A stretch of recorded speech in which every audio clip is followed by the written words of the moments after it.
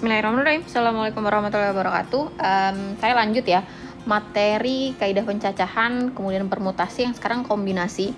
Kombinasi bedanya apa sama permutasi? Secara umum kombinasi itu, kalau permutasi kan memperhatikan urutan ya. Kalau misalnya ABC sama BCA itu beda ya kalau permutasi. Nah, kalau kombinasi yang penting terdiri dari unsur yang sama, dia dihitungnya satu. Jadi ABC sama BCA itu dianggapnya satu. Itulah kombinasi.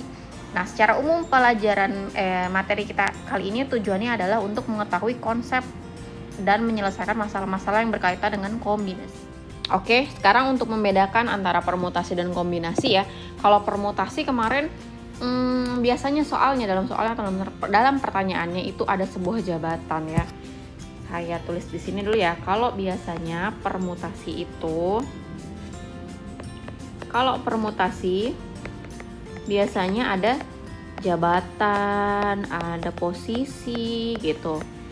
Nah, kalau dalam kombinasi dia nggak ada tuh yang namanya jabatan, posisi. Karena gini, misalnya si A jadi ketua, si B jadi sekretaris, si C jadi bendahara. Nah, menurut si kombinasi ABC kalau dibolak-balik posisinya dia dihitungnya satu. Sedangkan untuk si permutasi ABC dengan BCA, si A jadi ketua, B jadi sekretaris, C jadi bendahara, atau kita balik misalnya si C jadi ketua, itu beda posisinya. Maka jumlahnya akan lebih banyak berpermutasi daripada kombinasi kayak gitu. Kalau saya analogikan atau saya contohkan, misalkan ada 4 bersaudara nih. Amir A, Budi B, Cahya C, dan Doni D nih. Ini Amir, Budi, Cahya, dan Doni. Nah, akan diundang 3 orang menjadi perwakilan rapat keluarga. Nah, akan diambil 3 orang secara langsung, 3 orang nih, tanpa ada posisi, tanpa ada jabatan. Jadi tidak ada jabatan, tidak ada posisi atau jabatan. Maka jelas itu menjadi sebuah kombinasi gitu. Jadi bedanya kayak gitu ya, kurang lebih ya, untuk membedakan kombinasi dan permutasi. Untuk lebih mengerti, kita lihat contoh soal berikutnya. Saya lanjut ke teoremanya secara umum. Misalkan N dan K bilangan bulat non negatif dengan K kurang dari sama dengan ya. Ini kurang dari sama dengan N. Banyaknya kombinasi dari unsur K. Kombinasi unsur K dari unsur N yang berbeda tanpa mengulang. Nah, tanpa mengulang aja kan nggak boleh sama, intinya gitu. Nah, secara umum rumusnya, kalau yang kemarin itu rumusnya NPK atau N permutasi K, itu kan N faktorial dibagi N dikurang K faktorial. Nah, kalau ini N faktorial dibagi N dikurang K faktorial dikali lagi dengan K faktorialnya.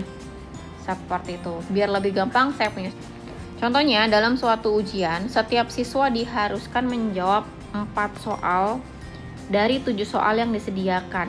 Jika seorang siswa memilih secara acak soal yang akan dikerjakan, berapa banyak cara yang mungkin dipilih siswa untuk mengerjakan soal tersebut? Nah, seperti yang tadi saya bilang, dia itu ada beberapa yang dipilih dari jadi berapa unsur yang akan dipilih dari lebih banyak unsur lain. Misalnya nih kayak ini, akan dipilih 4 soal dari 7 soal yang tersedia. Nah, kalau dia ngerjain nomor 1, 2, 3 sama nomor 3, 2, 1 dihitungnya sama kan, dihitungnya satu kan. Maka itu namanya kombinasi.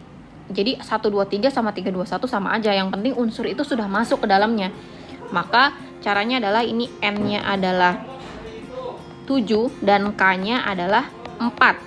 Nah, berarti NCK sama dengan N faktorial dibagi N dikurang K faktorial gitu kan ya. N-nya 4, N-nya 7 kombinasi 7C kombinasi 4. Maka 7 faktorial dibagi 7 dikurang 4 faktorial terus 4 faktorial. Maka hasilnya adalah 7 faktorial dibagi 3 faktorial dikali 4 faktorial. Nah, 7 ini kita mundurin. 7 kali 6 kali 5 kali 4 sampai 4 aja ya. Kenapa? Karena di bawahnya ada 4. Berarti ini 3 faktorial, 4 faktorial, 4-nya bisa dicoret. 3 faktorial itu kan 6. Jadi 7 kali 6 kali 5 dibagi 3 kali 2 kali 1 ya. Nah, ini sama nih hasilnya 6. Maka hasilnya adalah 35 cara. Nomor 1 kurang lebih seperti itu. Jadi 35 cara, 35 pilihan dia mengisi 4 soal dari 7 soal yang tersedia. Seperti itu. Contoh kedua, sebuah kontingen Olimpiade Matematika terdiri dari 5 siswa yang akan dipilih dari 6 siswa putra dan 4 siswa putri. Nah, ini ada 2 jenis nih. Ada putra, ada putri. Nah, soalnya tentukanlah banyak cara kontingen yang dibentuk jika tidak ada pembatasan. Nah, bebas. Jadi siapa aja boleh ikut.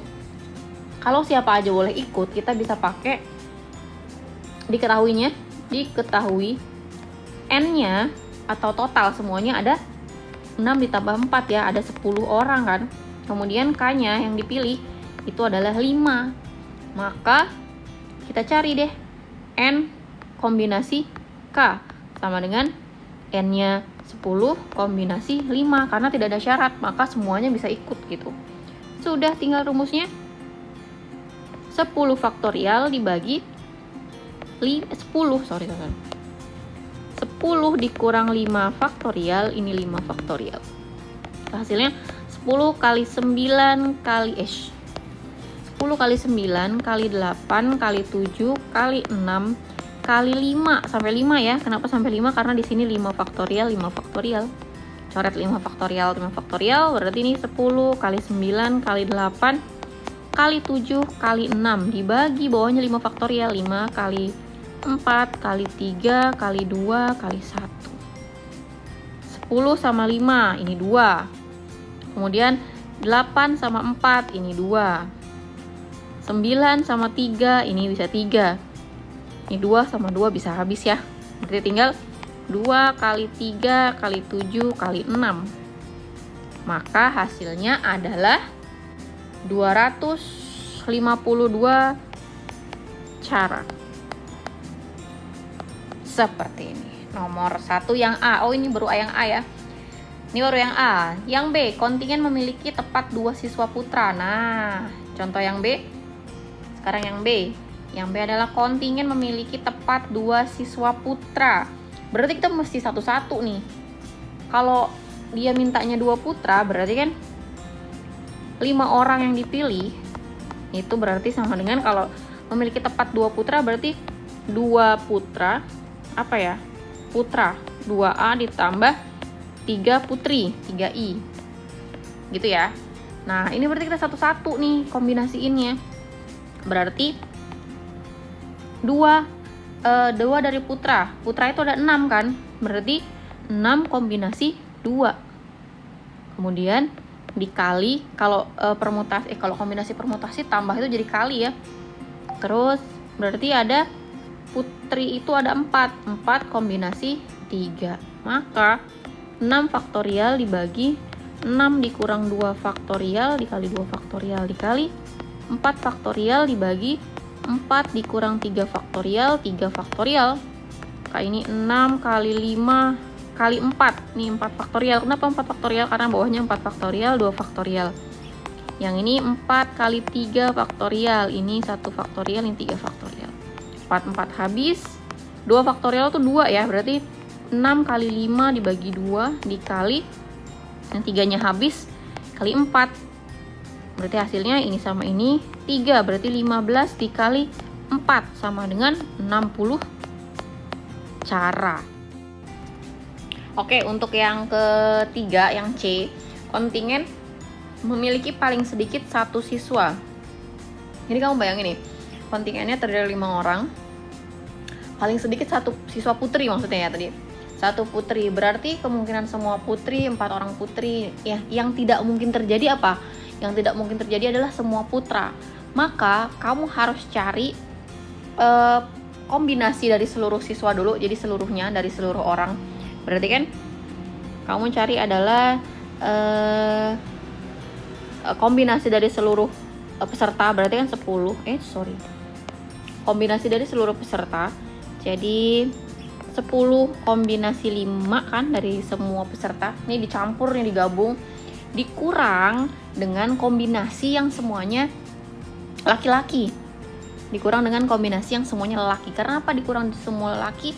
Karena itu tidak mungkin terjadi. Karena minimal harus ada satu perempuan. Maka semua kombinasi yang ada atau semua orang yang tidak ditentukan gendernya kita kurang dengan kombinasi laki-laki saja. Laki-laki ada berapa? Laki-laki ada 6 orang, akan diambil 5 orang. Kayak gitu ya. Jadi 10 kombinasi 10 faktorial dibagi 10 dikurang 5 faktorial dikali 5 faktorial dikurang 6 faktorial dibagi 6 dikurang 5 faktorial 5 faktorial. Maka ini 10 kali 9 kali 8 kali 7 kali 6 kali 5 ya, sampai 5 faktorial karena di bawahnya 5 faktorial.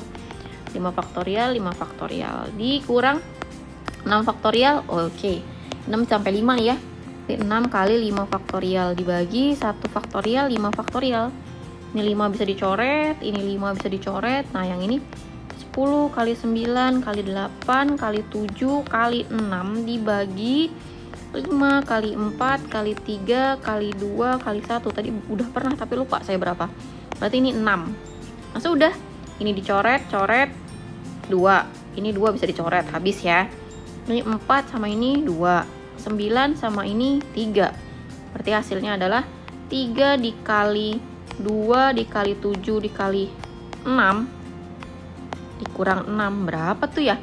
2 kali 3 kali, ini kalau nggak salah 252 kalau nggak salah, tadi dikurang 6, hasilnya adalah 246 cara. Seperti itu. Oke. Semoga kalian paham materi kombinasi cukup sampai di sini. Kalau ada yang ditanya boleh chat saya langsung atau boleh juga komen di video ini. Terima kasih, semoga bermanfaat. Assalamualaikum warahmatullahi wabarakatuh.